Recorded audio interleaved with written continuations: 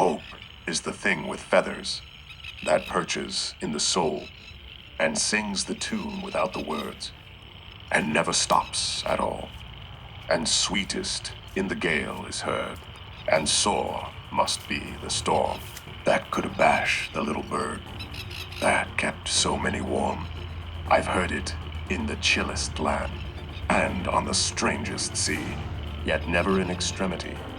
It asked a crumb of me. Who am I? Are you sure you want to know? It's a question I've asked myself many times too.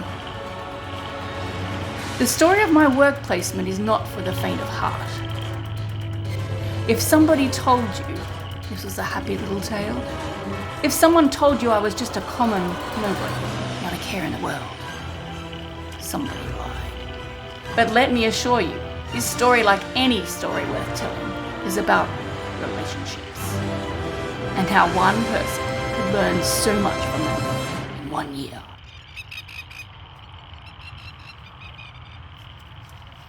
This story takes place on the tranquil tidal banks of Kanamaluka, a place I am grateful to call home, my safe place. Prior to becoming a Maikatian, I hadn't known of the First Nations who trod this land lightly before me. The Panini people, who, before the colonialised darkness of genocide and displacement, migrated here in spring and summer for plentiful wetland resources. I am thankful, too, for the people of today who volunteer to caretake and make this path to continued understanding and wildlife cohabitation possible. It was right by my doorstep, yet I hadn't sat still long enough to make time to feel the gentle breeze where abundant feathered friends take flight, or listen to the reek, reek, or the vulnerable green and gold frog as they drowned out the traffic noise beside them. The towering common reeds had hidden this special place in plain sight. Semester 1 inquiries motivated me to start earthing myself on the land around me before each placement day and grow where I have been planted. The following morning, my walks became in situ multimodal inquiries, and my surroundings my materials as I processed and recorded learnings in my body.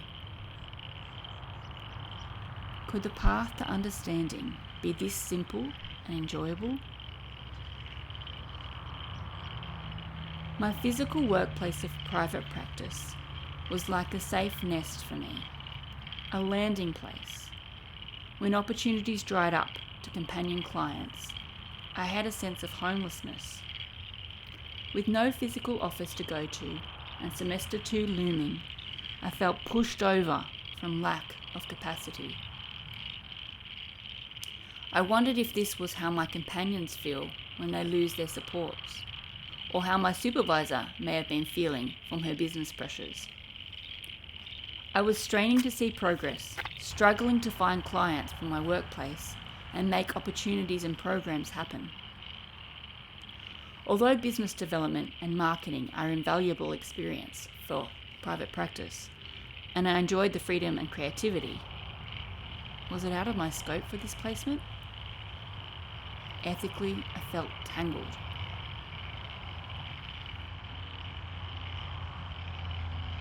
Was I trying to rescue my workplace in the hope of future job security? Thankfully, a path opened. Variety Creative Arts program funded my workplace supervisor for weekly visits in a local low socioeconomic primary school, working with 2 groups of 6 children flagged with high trauma history. And I was given the freedom to facilitate the 8-week program. I was excited for the autonomy and creative possibilities. Informed by my morning walks, I planned to run it outside within the boundaries of the school property, simplifying by foraging natural materials and guiding them through emergent process of inquiries, letting the environmental art regulate and inform them. But as we met the kids, although they needed movement to express their trauma, the boundaries needed to be even smaller, in a regular enclosed room to minimize disruptions to contain their behavior. I needed to adapt again, quickly. The constant jumping in my expectations was exhausting. Perhaps making the land art was just for me and my learning. My supervisor recounted a similar ADHD experience in her education. You won't be able to move forward until you get it out, so just attend to that part of you, thank it, and give the rest of your parts the voice it needs. I simplified. Rather than use the art room with abundant materials, I chose to reside in the music room with its large open space and soft cushion mat for their trauma to be released safely through their bouncing, reactive bodies. From previous MyCat inquiries, I learnt that big movement, play, and embodiment was a natural and important modality in my therapeutic arts practice to role model regulation and trust in the process of following their lead. Drawing from MyCat unit activity examples, I adapted multimodally, pacing through each week's activities. But I found it challenging to find the balance of allowing emergence within the funding body's expected outcomes and allotted time frame. This destabilised me, and at times I found myself questioning my ability to be prepared and fully present with these young kids. I was grateful I was not alone in this experience, and had the support of my work supervisor and a teacher aide, especially when the outbursts of trauma behaviour split the group or the dissociated ones needed one-on-one devotion. But paradoxically, I felt I would have had more confidence on my own, and I found myself doubting my common roots, and I waited for a nod of approval from my supervisor whether I'd made the right decisions or not. You're overthinking it. I would have run this completely differently. Don't take things personally, I should say. Masking and unmasking. I learned to bracket out these vulnerabilities, to awaken my body to be receptive to relationship, shifting from thinking and doing to sensing and being. Masking to protect my own ego.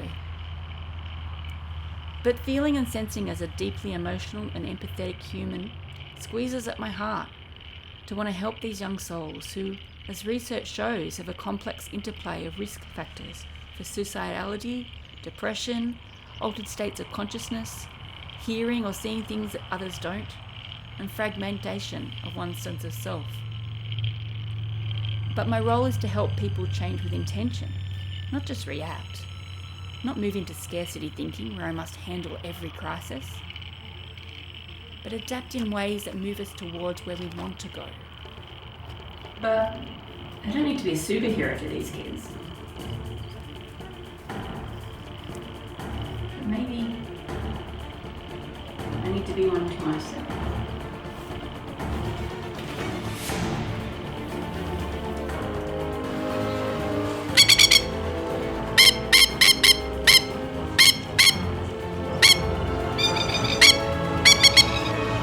To question what my values were. My values are my tools. Creativity, justice, and compassion. I look to the strong qualities of the feathered friends around me. And as I learn to make moving my animal body in this fluid, breathing landscape a priority, I heard a silent, wordless dance, an improvised duet.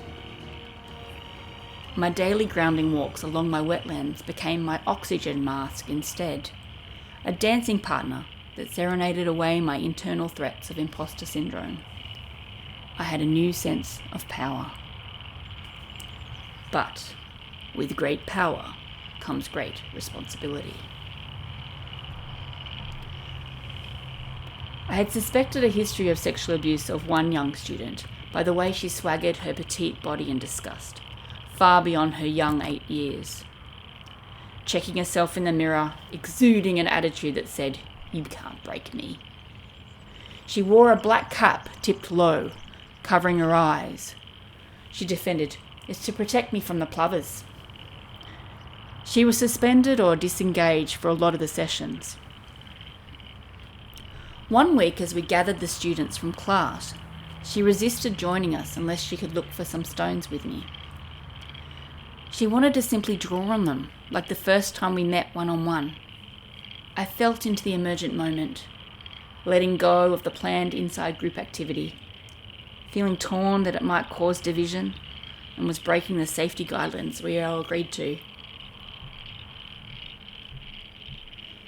She wanted to take me where the plovers were so they can chase her.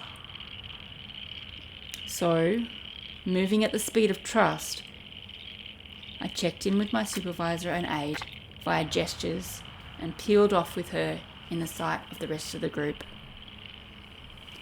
Plovers, also known as the masked spurwing, lay their eggs on an open field, guarding their nest in pairs with outstretched spurred wings, cackling loudly.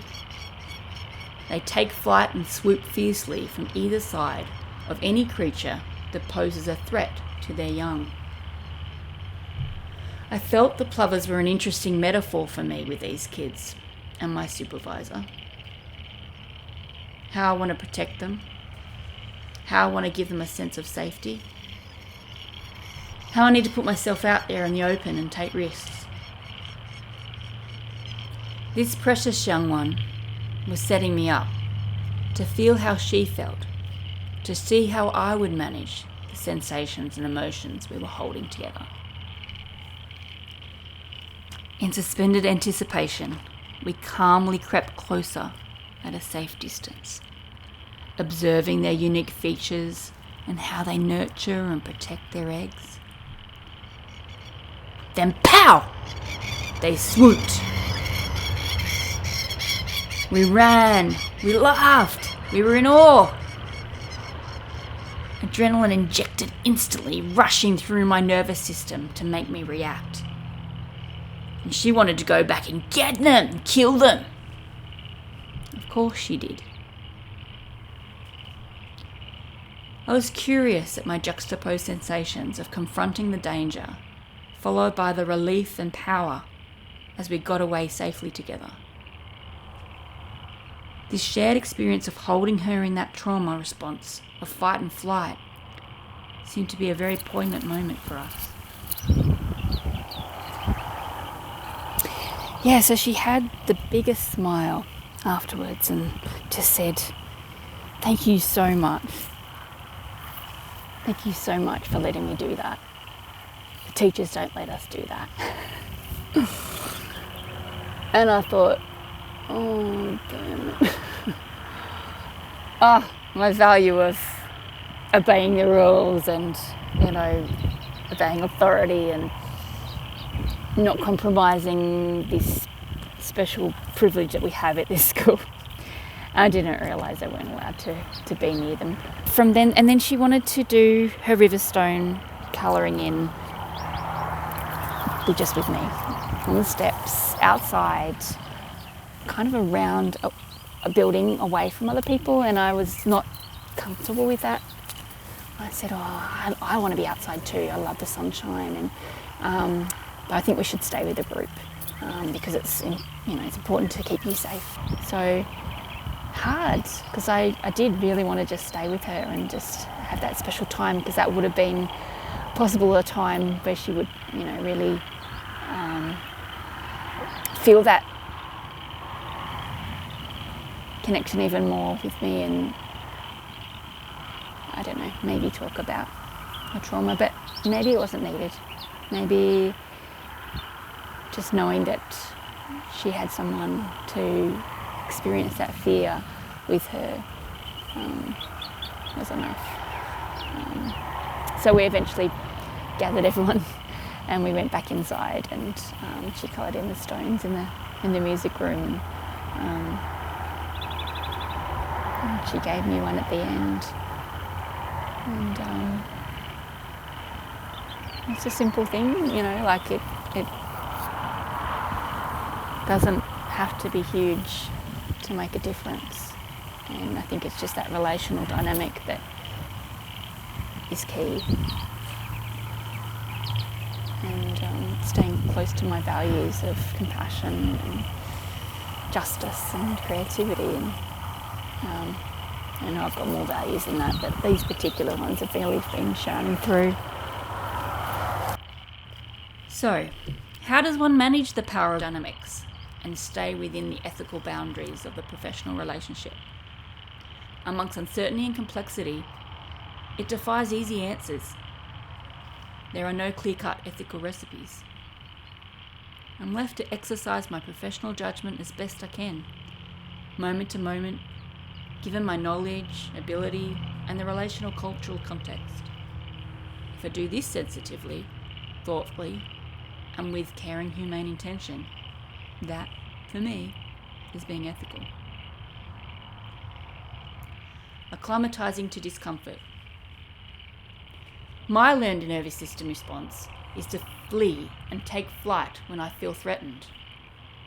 When I had the safety and time, I gently tested and prepared my body to lean into and befriend uncomfortable sensations. My superhero mask was no longer needed as much to protect me as I integrated my autobiographical self-awareness with my present moment self-awareness. I was rewriting my narrative. I brought these regulating visceral sensations with me into the group art space. They provided a safe container for their emotions, for the slipperiest of words that are hard to express. It allowed for diffraction, illuminating the fluid and ever-evolving process of world-making in which phenomena are constituted through their material entanglements. Simplicity allows room for collaboration. My arts project developed alongside the school's work. My aim was to collaborate with health and community groups to demonstrate the benefits of creative art therapy in the hope of continued working relationships. The Yarning arts-based research installation was the result of multimodally journaling as I simplified and reduced through each iteration of the workshop. Within the tangle and copious amounts of data my brain was processing, as I simplified and stepped out of the way of what I think should happen, the more others found personal and meaningful connections and solidarity. The tangled material of the dotted line from my grounding walks brought synthesis to my placement, as it collaborated as my companion beside my various settings. How to enjoy small, because small is good and small is all. Be flexible, organic, forgiving. Mesh easily into new positions. Be okay with the mess. Test, grow, weave, experience. Allow space to move. Provide presence. Make playful connections. In open-ended, multimodal yarning. Detangle the threads that come together. Relate through sensation, textures and body, and hold participation lightly. I'll try to walk the line of honouring complex lineages of this art, this science, these methods, while accepting the mystery and apparent randomness of my own learning. There is a simplicity to facilitation, holding, listening, reflecting, deep breaths, honesty, finding the way forward. There's also a remarkable complexity. We are constantly changing into something else, making it simple to be complex together. Hope. It is my true north in navigating my therapeutic arts practice and indeed my life. I rise and take refuge in the shadow of its wings. When the cuss words pierce deep into their hungry petite frames and they kick and push their intergenerational trauma towards anyone that will hear, how will I prepare myself when my compassion is clouded by fear and memories of my own bullied childhood waft so chillingly near? Shall I choose to let them haunt me or inform which way to go? Like wise old guides of experience, they speak to what I've come to know. To quiet the persistent chatter of words within my head, I'll continue taking my body for a walk to wake up what is dead. And I'll bring this stillness to the field and return each morning light, and listen, smell, and catch my breath, and share in its delight.